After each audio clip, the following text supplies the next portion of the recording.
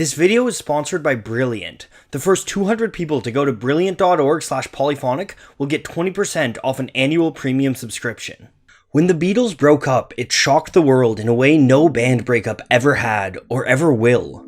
For nearly a decade, they had been the voice of rock and roll. They were the subject of hysteria and adoration. It seemed wrong that these four boys from Liverpool who had grown up alongside an entire generation would never make music together again. Eventually, as with all things, people moved on.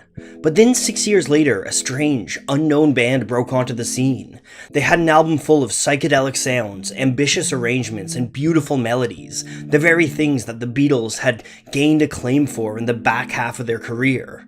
Rumors began to spread quickly, and soon people all over started to believe, wanted to believe, that the Beatles had gotten back together. Let's take a closer look.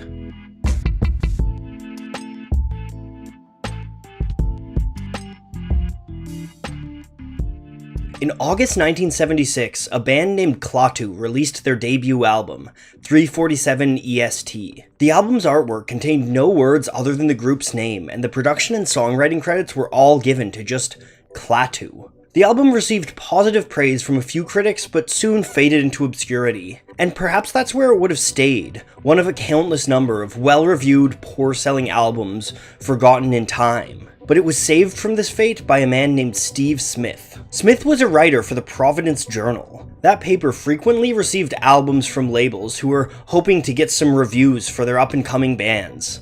Many of these records ended up in a record grab, a bin full of records free for anyone at the paper to grab and take home if they so desired. Something about Klaatu's album artwork caught Steve Smith's eye, and so he took it home to give it a spin.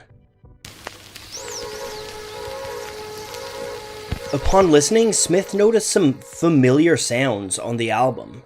He picked out drumming that sounded to him like Ringo Starr, guitars that reminded him of John Lennon and George Harrison, and even vocals reminiscent of Paul McCartney.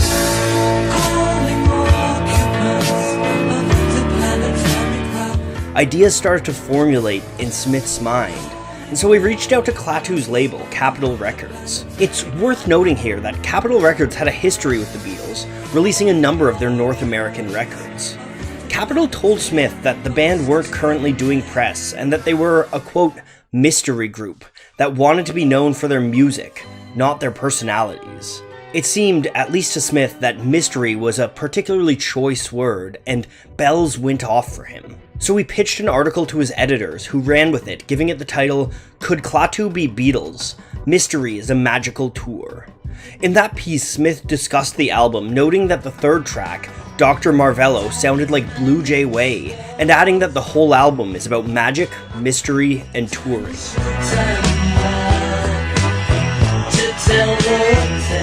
Smith called Frank Davies, who identified as Klaatu's sort of manager. Recognizing the opportunity, Davies gave Smith a series of non-answers that could be taken as hints that there were secrets to be found on Klaatu's album. He even said there was a message hidden in Morse code on it. When Smith's article hit the press, the speculation began. Everyone wanted to find hints that the Beatles were back. And to find hints, you of course needed to listen to the album. On top of this, radio stations began to speculate and play Klaatu's songs alongside that speculation. All of it helped propel Klaatu from obscurity into charting success.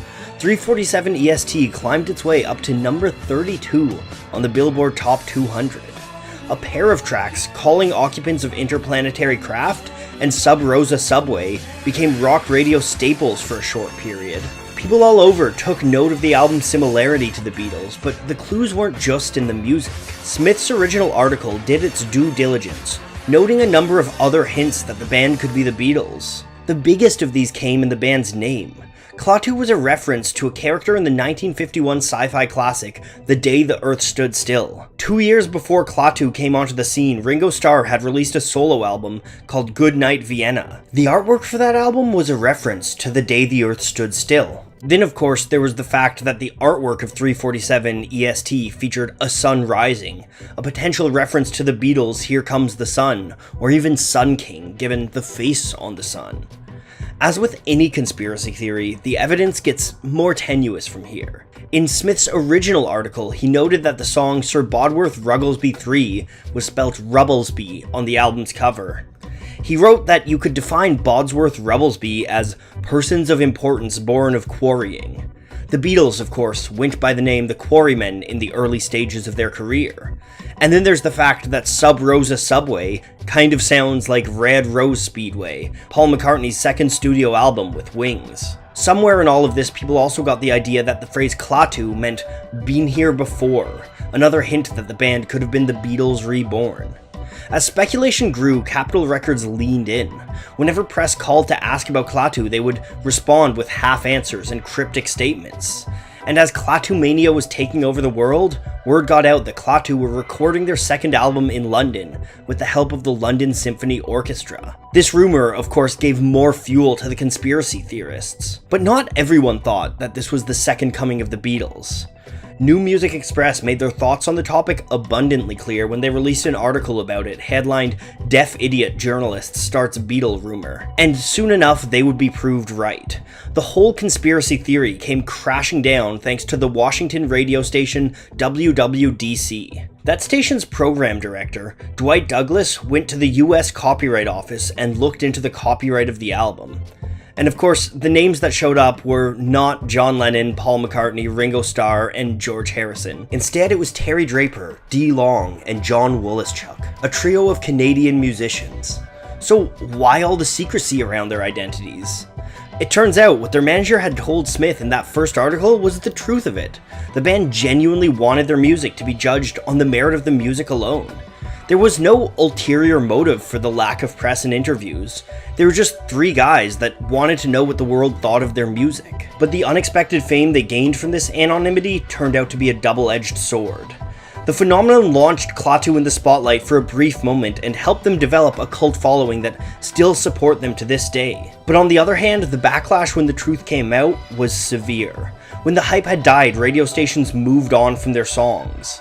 And then there's the fact that everyone held their future work up to the standard of some imagined Beatles reunion. But for a brief period in the mid-70s, Klaatu captured the world's imagination.